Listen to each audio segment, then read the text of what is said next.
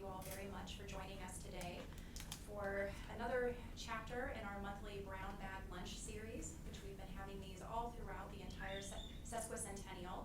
So it's sort of an honor to be here in April of 2015 for what would be possibly one of the concluding months of the sesquicentennial of the American Civil War. So with April, we start to turn our attention to what happened to people after the battles ceased being fought, as people are trying to make a transition back to some sort of normal life. So the focus of my program today is on civilians after the evacuation of Richmond, which that time period, really we could look well into the post-war Reconstruction period. But what I'm going to be really focusing on, I'll give really intense focus on the first few days and weeks after the fall of Richmond, but I will kind of give periodic episodic updates of what happened through 1867 and even into 1870, just to kind of give you a bit of a longer term view. So there won't be a whole lot of personal specific stories about individual people, but more kind of what was happening in these large movements, because there really were these kind of overarching concerns of people during this period of physically rebuilding the structure of the city, as well as trying to figure out this new social order. So we're going to begin literally as the Union Army is kind of entering Richmond and looking at the kind of the aftermath of the destruction of the city. So this is a cropped area of a pre-war map of Richmond, and I've zoomed in on the area that would be affected by the fire.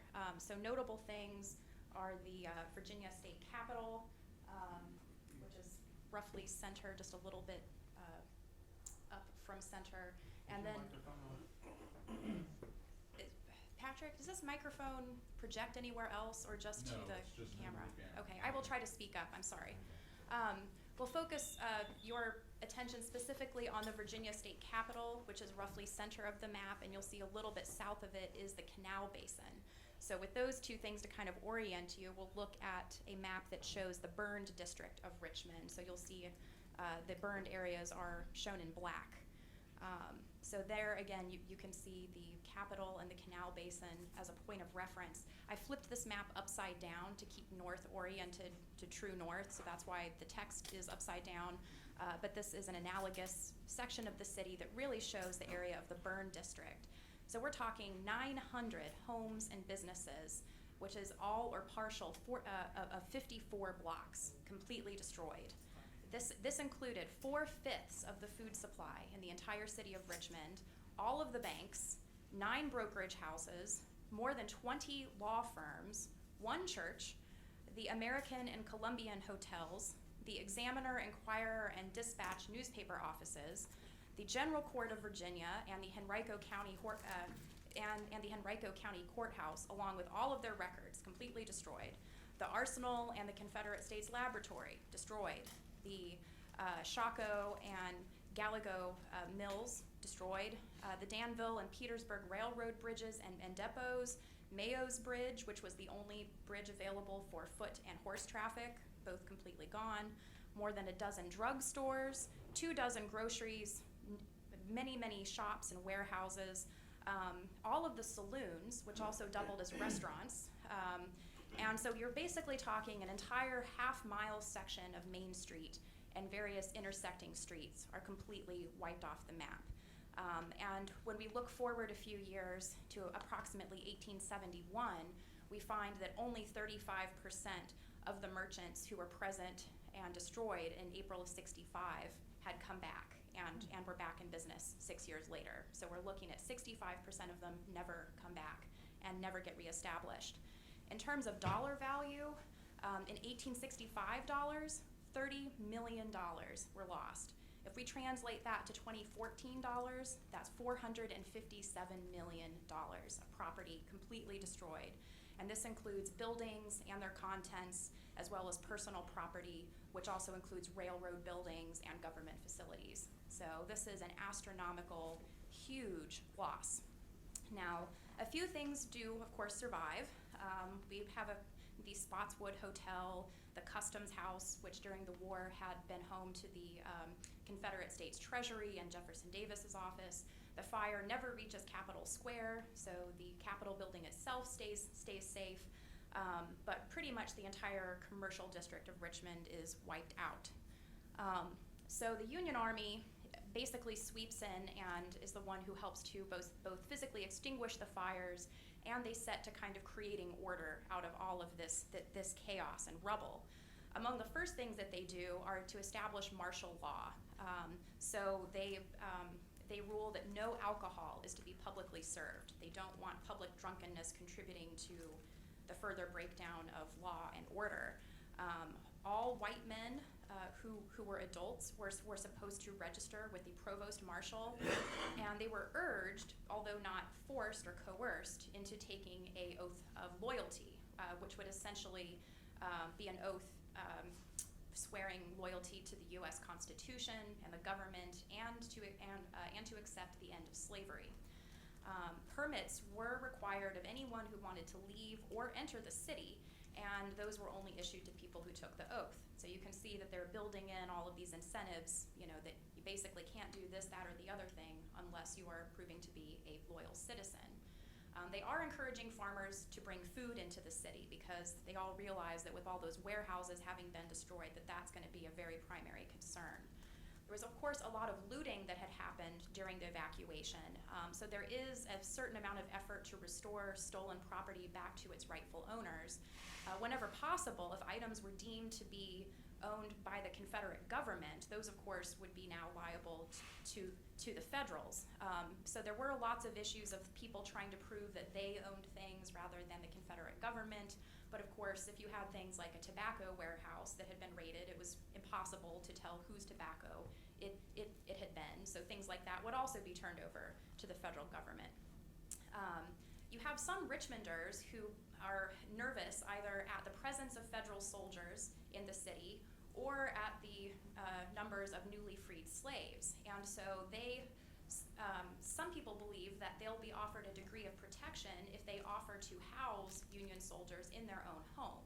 So they often will basically offer to board a soldier to help to ensure their own protection. Because this notion of law and order was very fluid, because there's lots of things going on, of course, and then you have things happening like all of the prisoners in the county jail were set free, which might raise some eyebrows until you stop to think that most of the people who were in the jail at this time were people who had been imprisoned for stealing food, including an 8-year-old girl.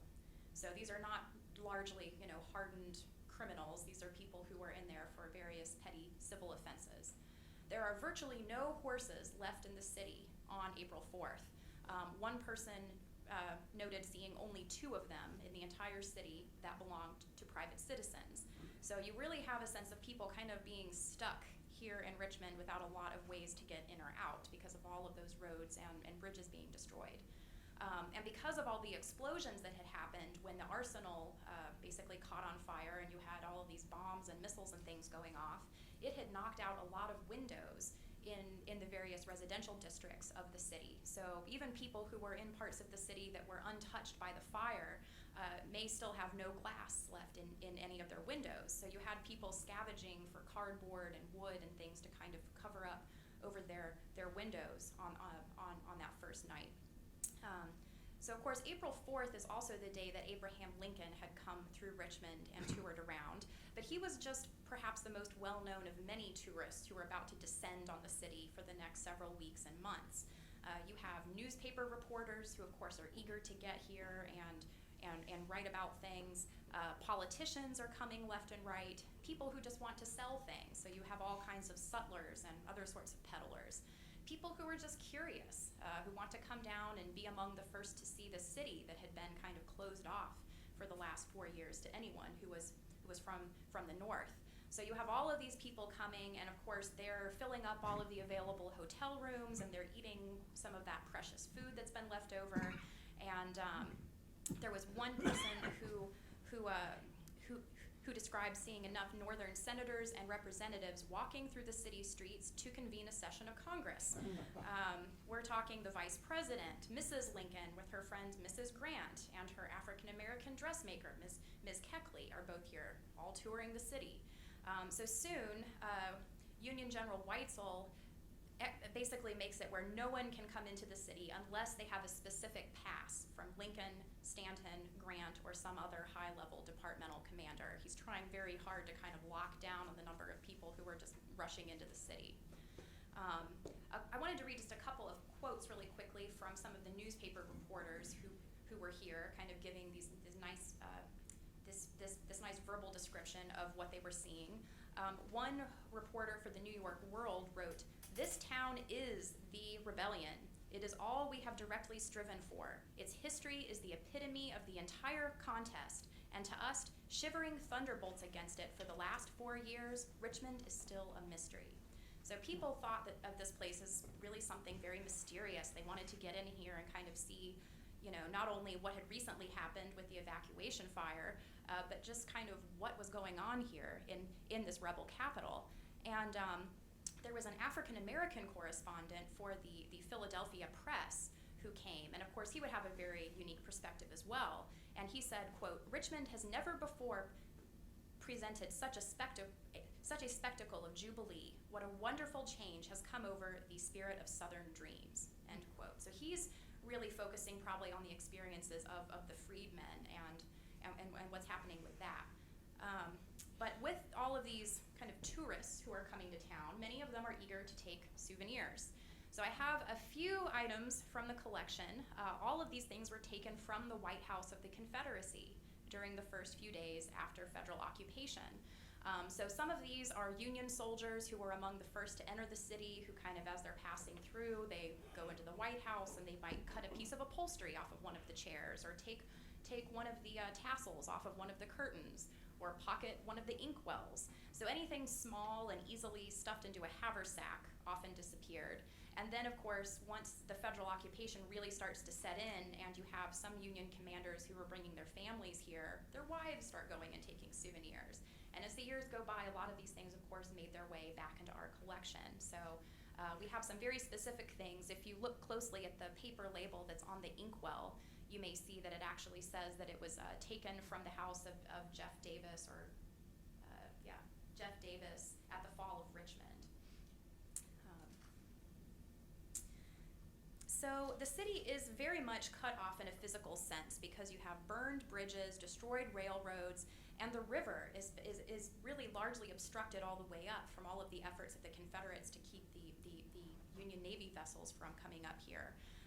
And of course, with no one having horses or really any wagons, it's really only the federal government who has wagons and horses to be able to bring things in and out of the city. The roads coming into the city were so bad that you had to have a horse or a strong mule to be able to get across them. We're talking very deep potholes where there are reports of people, really injuring themselves by walking on these things at night. Many of the bridges around the city are either completely collapsed or just about to do so. And of the 4 major roads leading out of Richmond, 3 of them would stay in this very poor condition throughout all of Reconstruction. Only the 4th one, which was the Hermitage Road, would be in good repair. To help remedy this, Weitzel's men get right to work, and within 2 days after the fall of Richmond, they have completed the construction of this Pontoon Bridge, which went south across the James over to Manchester. So they're basically, floating a bridge on little boats. And so as soon as this is erected, there is work that starts to be done on Mayo's Bridge, on the various railroad bridges, as well as efforts to start clearing a lot of the debris and torpedoes out of the river. So there's work with the naval engineers to really start trying to clear that. And because this bridge goes down to Manchester, that's where the Army and anyone else who happens to have a wagon or a horse really start to focus on getting all of their things there, especially once the railroad connection is fixed on that side. Then you can really start to have railroad bringing things up to Manchester, unloading things onto the horses and wagons, which can then bring them over the bridge into the city.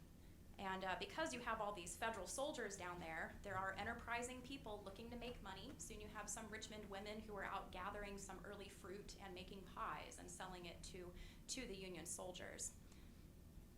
Women were sometimes more outwardly defiant than men because they were a bit more socially able to get away with it.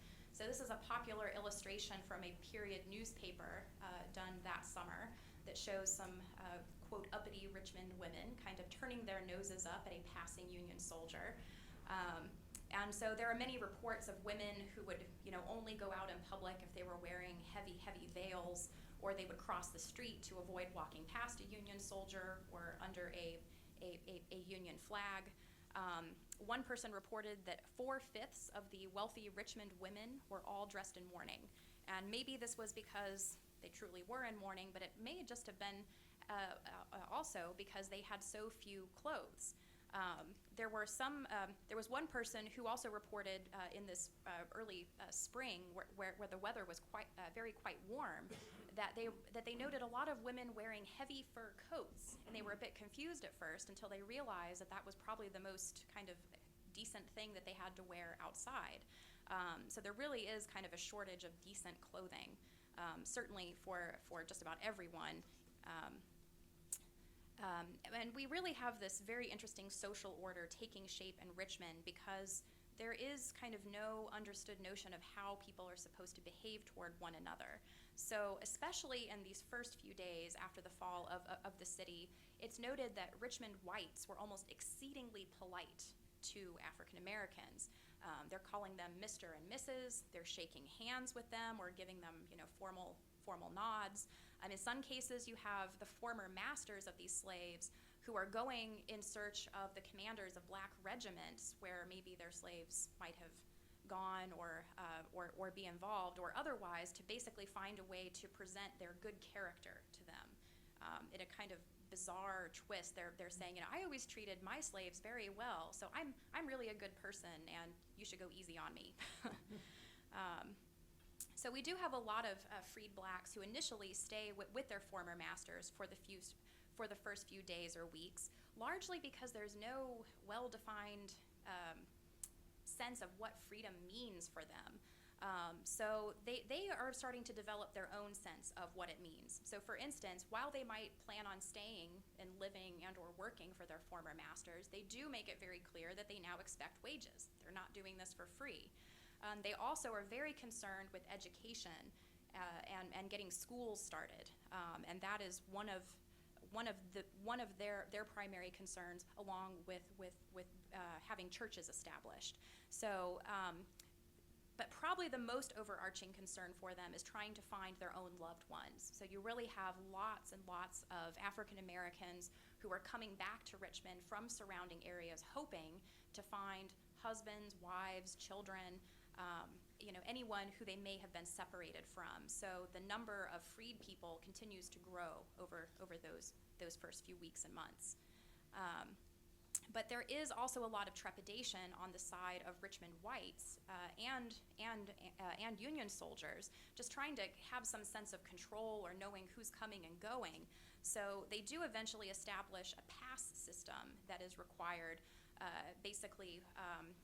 For them to be able to leave the city, which of course for African Americans has these really uncomfortable connotations with the antebellum and wartime pass system, which was required for slaves to be able to get around. So that wasn't very popular, but it was something that the Union Army felt that they had to go and institute. The Army is also putting a lot of African Americans to work, trying to find a way for them to contribute and to help clear up a lot of the various debris. So the federal quartermaster hires 600 black men to help clear the docks and collect abandoned naval and ordnance stores. There are other hundreds of them that are used to help unload federal ships once those start arriving. They're also put to work, cleaning up debris and carting it away. And black women are often put to work doing laundry or cooking. So they're kind of deployed in these various support positions.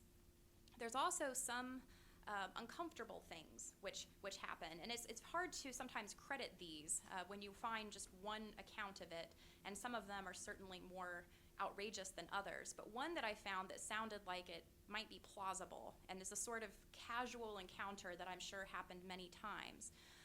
There was a situation where a black Union soldier had been posted as a guard outside of a home, and his orders were to stand close to a fence. However, the city law says that if a white person and a black person were going to pass each other on the sidewalk, that the white person should be allowed to walk closest to the fence and the black person should walk closest to the street.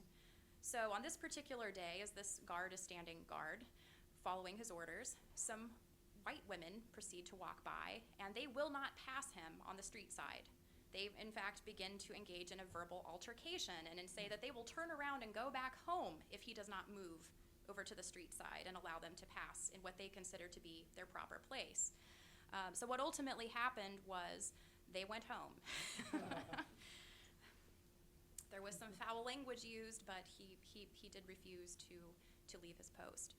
And it was really interesting that you have a lot of Union soldiers, white and black, who actually managed to find some degree of sympathy for many of these Southerners. As they're entering into this city that is so clearly destroyed, they're seeing all of this wreckage, they're seeing poverty, they're seeing wounded Confederates in hospitals, they're seeing all of the dead buried at Hollywood and at Oakwood, and it really does bring some degree of sympathy. So that especially before the assassination of Abraham Lincoln, there are lots of accounts of Union soldiers sharing food from their haversacks with many of these people and doing other kind of just various humane actions.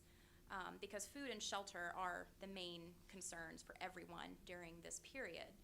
The federal government did more to help Richmonders and their suffering than the city did at any point practically during this entire process.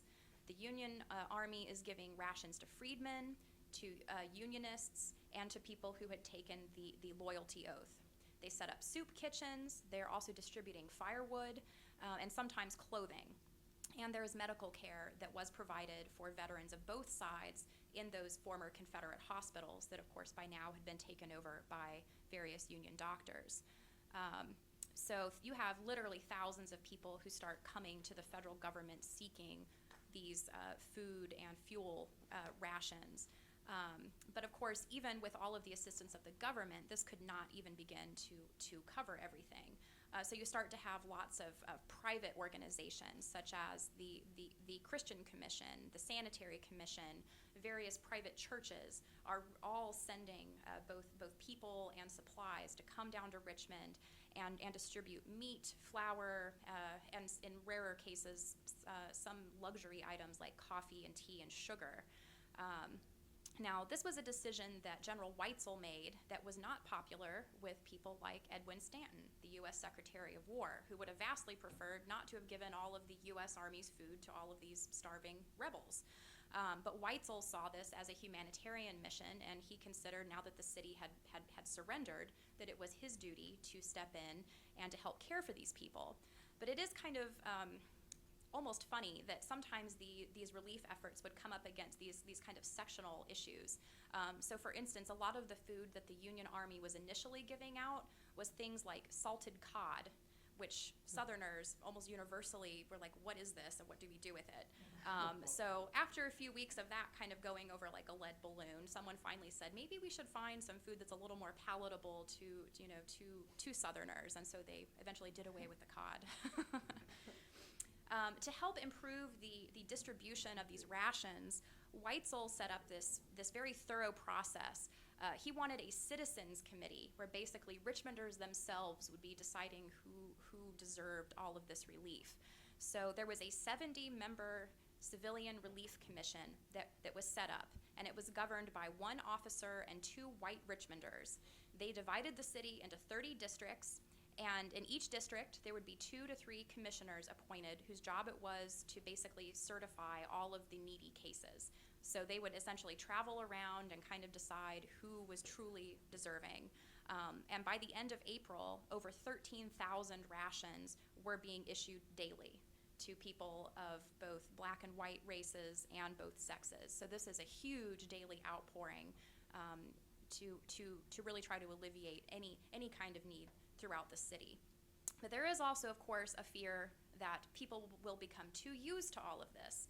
So there is a certain amount of trying to prevent this from becoming too permanent and from keeping people from relying on it too much. So there is limits placed on the number of people who can ultimately qualify for these.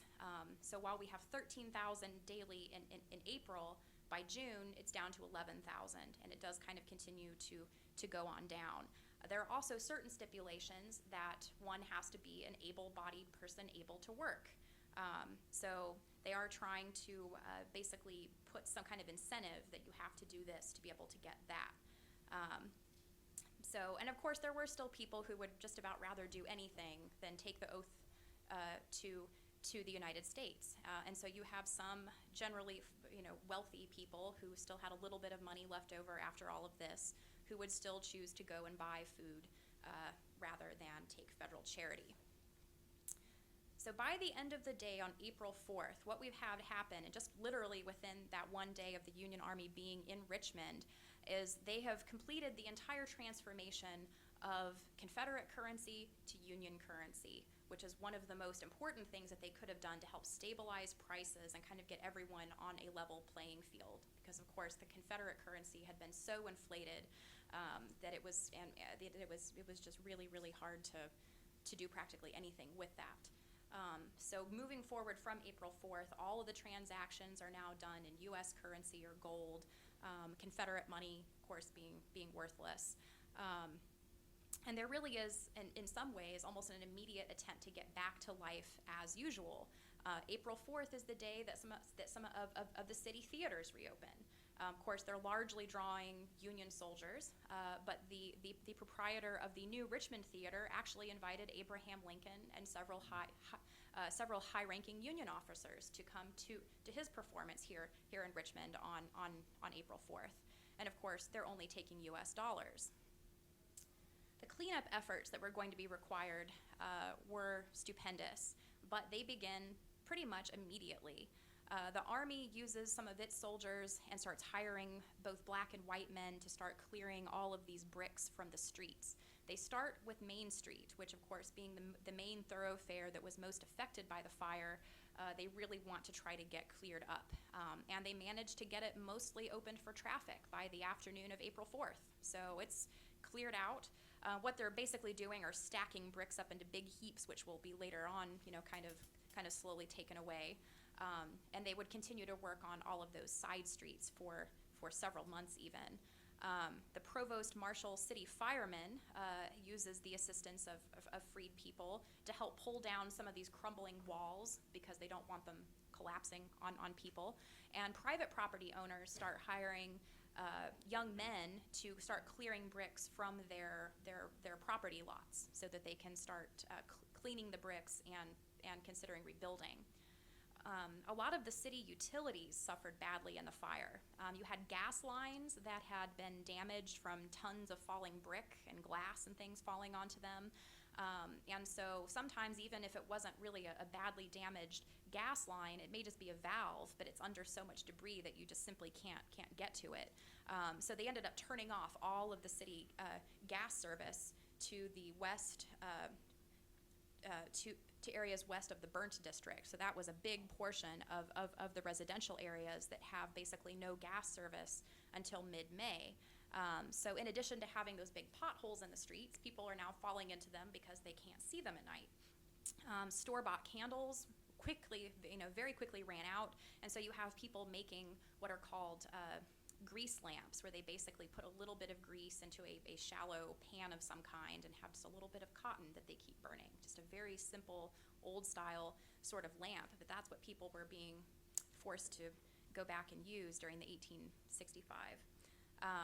Even once the gas service was finally repaired, it continued to leak a lot, so that people complained of a gassy, stinky smell down by the gas works, which was down near Rocket's Landing, and it was very leaky and very expensive overall. So a lot of people who had gas during the antebellum or even in the wartime period did not get it again. The waterworks were also very badly damaged as well. Not so much from the fire, but just because the pumps and everything had not been repaired for for several years during the war. So you have similar issues where people who may have had running water or access to at least drinking water are now going down to the James River and getting it out of there. So there starts to be some health issues that start cropping up from all of that. Northern money does play a role in the rebuilding of Richmond because, of course, there were no banks that opened here until shortly after all of this work had begun. But the process and the amounts are all very hard to track. So no one is exactly sure how much Northern money came into Richmond during 1865 or otherwise. But almost immediately you have this influx of Northerners who are here to make money. Probably the very first ones to get here were Union sutlers who were coming here with their wares, which, as far as Richmonders were concerned, was great because they had all of their stores on Main Street destroyed. So a lot of the sutlers start renting these vacant lots on Main Street or maybe even up on Broad Street, which is temporarily where the trade center of Richmond shifted. But the sutlers quickly figure out that Richmonders don't have a lot of hard cash. So they stick around for a couple of months, but then they decide to go back to wherever it is that they came from because there's just not a lot of money flowing freely through the city. But while they were here, they did manage to keep prices fairly uniform. But this lack of basic currency would continue to be a problem because Richmonders, even the wealthy ones, there were all kinds of restrictions against what you could use your money for in terms of rebuilding. And so there really are not very many factories or mills which are constructed during the post-war period. What we mostly are seeing are kind of small shops and those sorts of things, not these larger facilities that would hire lots of people and give them jobs. So the lack of money with the formerly wealthy elites is now basically contributing to the lack of money of all of the lower classes who would have relied on them for a job. So we've been really looking at just the first few days right after Richmond with occasional glimpses forward, but I'm going to move kind of chronologically here through that first week or two. By April 5th and 6th, so this is just the first few days after the fall of Richmond, there really is a sense among many Richmonders of just not quite knowing what's going to happen or what's going on. Because while the Confederate Army has left Richmond and now they're under Union control, they know that Robert E. Lee's Army of Northern Virginia is still out there in the field, and they know that Davis and his cabinet are somewhere out there as well. So Richmonders, in many cases, during this kind of early April period, are still kind of in this, let's wait and see and pray and hope. So lots of Richmonders were going to church on all throughout that week. There were still people in hospitals who needed care, so there were lots of heavily veiled widows who were seen going to these hospitals and helping with that kind of thing. We also have in our collection a partial sock with the knitting needles still in it that was knit by Mrs. Robert E. Lee here in Richmond, and it was said that she was working on this sock 2 days before the surrender at Appomattox. So that would make it April 7th, 1865, that she was working on this here in Richmond, and she apparently gave this to a young lady and basically urged her to continue to work for the comforts of the Southern soldiers. So Mrs. Lee at this late date may or may not have had any real idea of how likely it was that her husband was going to be triumphant, but she was still doing what she could to help ease the burdens of the Confederate soldiers. And the girl who she gave this to is the one who saved it all of her life and gave it to us when she was in her old age. So 2 days later, April 9th, it's Palm Sunday here in Richmond, and there were, of course, many people who were going to church. One Northern reporter who was there described seeing many women who last Sunday had been wealthy heiresses, but now many of them could not pay the expenses of their own funerals. Of course, later that night, between 8 and 9 o'clock, it is believed, is when cannons were heard booming around the various camps on the edges of the city. And Richmonders gradually were informed that this was to celebrate the news of Lee's surrender. Of course, these would be Union cannons who were firing. So Weitzel and his officers, who were headquartered in the White House of the Confederacy at this time, were seen by neighbors to be celebrating. All the lights were on in the house, and there were, basically drinking and dancing going on. Troops all around the city were called into formation and given a formal announcement, and all of the bands were called upon to play. And these ceremonies continued on to April 10th. There was a 100-gun salute in the morning and then another one at noon. So just really just this sense of celebration, so that when we think, when was the true end of the Civil War, I think a lot of people had a sense that with these twin events of the fall of Richmond and with Lee's surrender, that this is just about it. Now, General Grant does decide not to enter Richmond after Appomattox. When his wife asks him why he doesn't plan on coming, he says, quote, I would not distress these people. They are feeling their defeat bitterly, and you would not add to it by witnessing their despair, would you? It's just a day later, on Tuesday, April 11th, that Abraham Lincoln lifts the blockade of Virginia ports and businesses. And so essentially this means that Richmond can start communicating with the outside world, although no one can leave the city without an order from Lincoln, Stanton, or Grant. So it's still kind of a temporary sort of lift. On Thursday, April 13th, Weitzel is ordered to leave Richmond, and he does so. He was considered by some Union commanders, such as Stanton, to be very ineffective, and they were glad to get him out of here. He personally was glad to be gone. After he was safely out of Richmond, he ended up writing, quote, I was delighted to get out of Richmond and back to real military duties. Richmond was too near to Washington. I do not believe that the unfortunate people of Richmond ever were aware how near they came to being governed to death after they were rescued from the destruction by fire. And it's Saturday, April 15th, that General Lee arrives back in Richmond. He arrives in the rain with a small number of other now former Confederates, and he very quietly goes directly to his private residence at 707 East Franklin Street. And there's even a sense of people just trying to kind of give him a little bit of space. Of course, there are people who want to kind of see him and lay eyes on him, and the people who do write these just heart-wrenching descriptions of just how exhausted that he looks. But once he goes into the house and closes the door, there's kind of a sense of just letting it be. And of course, it is later that evening that news arrives of Abraham Lincoln's assassination, which will change everything. This really shifts things from, kind of trying to treat Southerners with a bit of delicacy to now people wondering if people in Richmond had something to do with this large plot. And in fact, Grant wonders if there were Richmonders who were kind of implicated in this. So you have basically the entire Richmond City Council, the Richmond City Mayor, and other city officials who are all arrested temporarily and locked in Libby Prison until they can kind of figure out who knew what. They are gradually let out because some people kind of had the feeling that if Richmonders turned out not to know anything about this and they had treated them kind of too harshly, that would then instill a lot of negative feeling. So Grant does end up kind of going back and rescinding that order.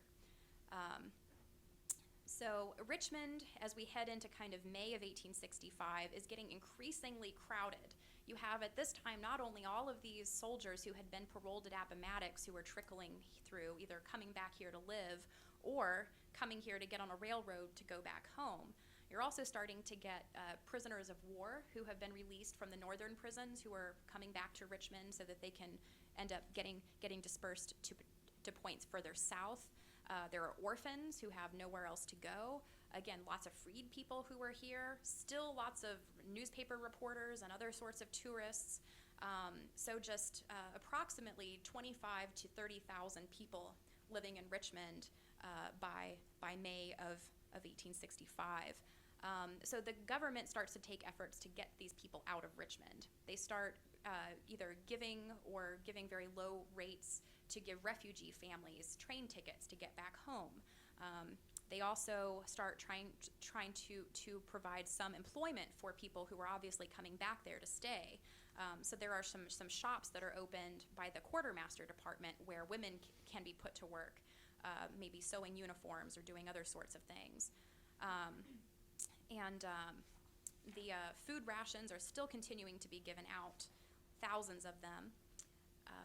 By the last Monday in April, the Union Army had decided that no marriage licenses would be issued to people who had not taken the oath of allegiance. So there was a rush of weddings before that finally went into effect. Of the 5 railroads that terminated around Richmond, 4 of them had resumed at least partial operation by April 28th. So that's a pretty quick turnaround. That's about 2 or 3 weeks that you have most of them at least partially running. Also by the end of April, some portions of the James River and Kanawha Canal are now functional, but that canal would never ever really come back to its pre-war functionality, partly because with railroads that were being further extended out west, it was more or less obsolete. But with so few boats that were remaining and so many damaged locks, you kind of had to take it a little bit and then kind of go around it for a while and then get back on it.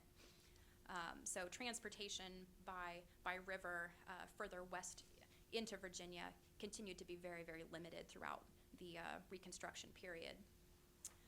Also at the end of April, General Grant orders that all black troops are to be removed from Virginia. And this is in response to complaints that the presence of black Union soldiers was fostering perhaps a sense of rebellion among some of the freed people. So this was kind of a dramatic step when we consider that black troops were among the first to enter into the capital of Richmond, and literally just a few weeks later, they're basically being asked to get out of the entire state. But this still leaves a lot of freed people who really have nowhere to go. So there are these contraband camps that are set up around areas just outside of Richmond, where they basically put them until the Freedmen's Bureau comes in and starts to make some more formal arrangements for all of that. On May 2nd, the military governor of Richmond, General Dent, wrote to General Grant, who was his brother-in-law, quote, "There is a starving multitude here." He estimated that there were 20,000 freed blacks in Richmond, and that by late June that had increased to 30 to 35,000. So some people think that estimate might be a little high, but we're still talking just a lot of people coming here who basically had nowhere else to go, and the government then is going to be responsible for trying to figure out what to do with them. So on May 3rd, the Army further stiffened its policy of trying to keep blacks out of the city. In fact, they began turning away any African Americans who were showing up and attempting them to go back to the country, because part of the thinking was we need to get crops planted and start working in the field. So they would be better served out there, which of course, as far as they were concerned, they were done being told where to go and what to do. So this does create some more tension. And that pass system is still in place and creating some ill will as well. By mid-May, there's a circus that has traveled here, and it stayed for several weeks, being hugely popular. There was one Richmond woman who wrote some rather derogatory things about it and felt that people should be spending their money and paying attention to more serious pursuits. But there were probably a lot of children and other people who just wanted something very diversionary. Other pastimes that people were starting to kind of engage in again, there were illegal boxing matches and cockfights. Baseball apparently was very popular.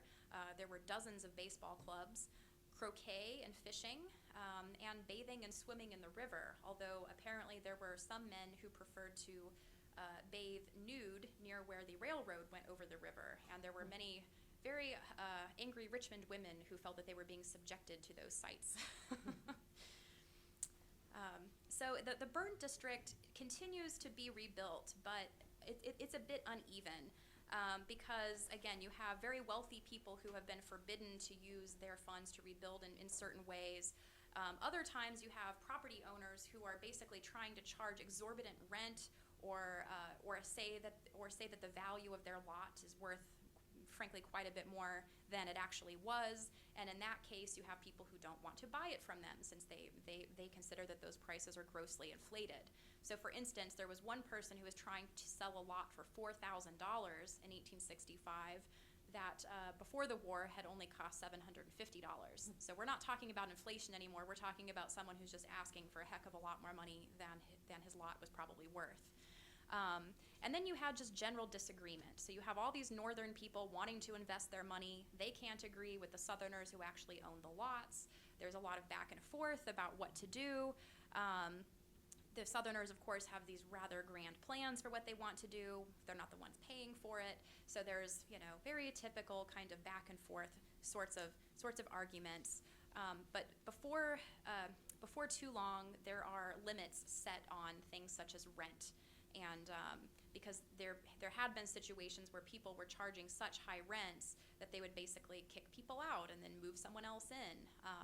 So there were a lot of people who were tired of being kind of forced to be evicted, and so some laws were passed to help protect them quite a bit. The new buildings, as far as they were concerned, were much safer because Richmonders now had a bit of probably a logical fear of fire. They're steering away from wood, and whenever possible, they're now using stone and brick.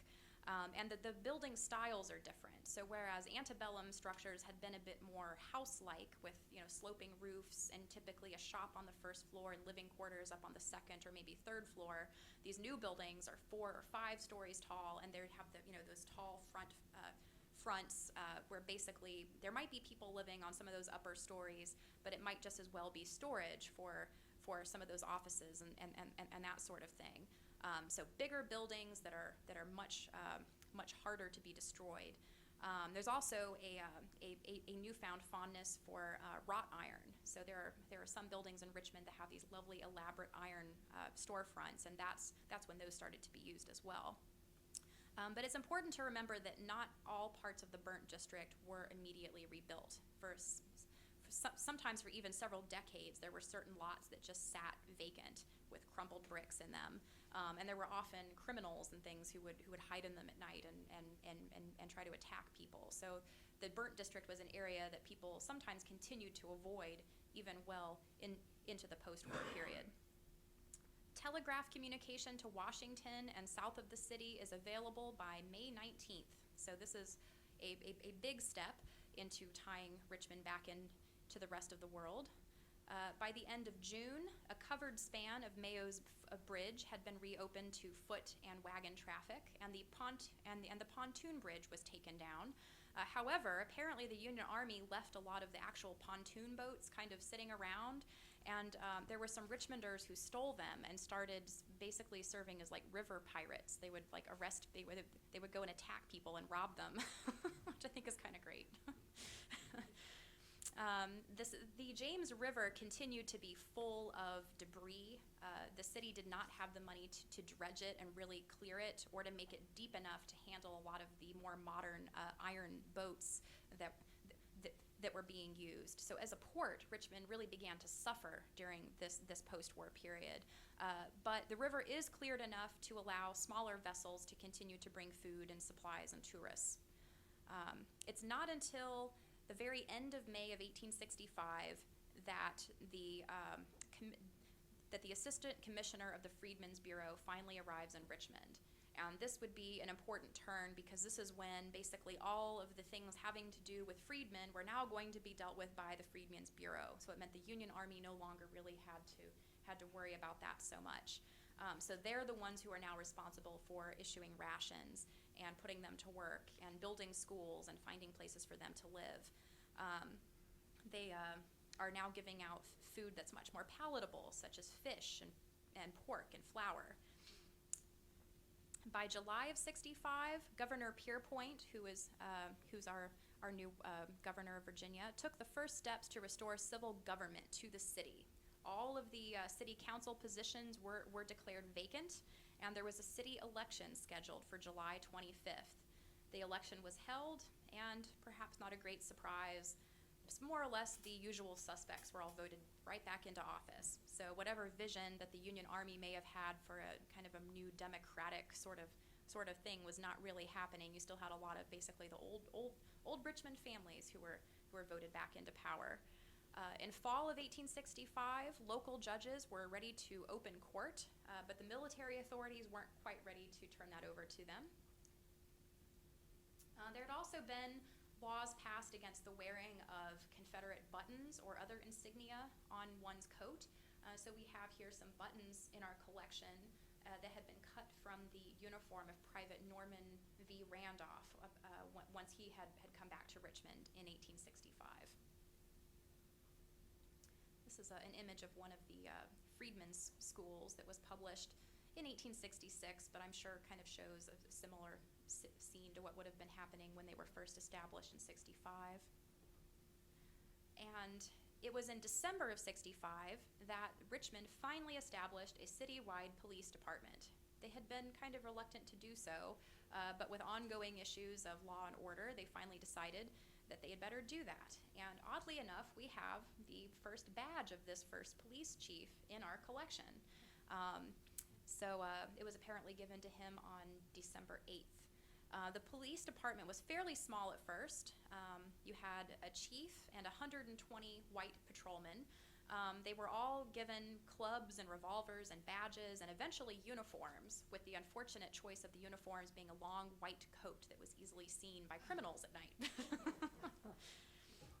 In January of 1866, tenants are still really upset about all of those high rental prices and that sort of thing. So this is when there's more laws passed basically against rents, especially for businesses, because businesses were really having a hard time of finding available storefronts. In March of 1867 is when the local and state civilian government in Virginia is again cut off, and military government is given absolute control. So this is the official beginning of military reconstruction in Virginia. So when we talk about formal reconstruction, it really doesn't begin until March of 1867, when Virginia is declared District Number 1. So part of the reason I'm kind of more or less going to end my talk very shortly after this is because formal reconstruction becomes a completely different animal.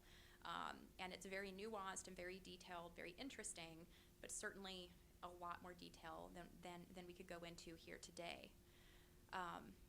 Just after that happens, in May of 1867, Jefferson Davis returns to Richmond to receive his bail hearing, and he's given bail, and so he is apparently discharged. There are people in the streets of Richmond who are cheering and very, very happy to see him.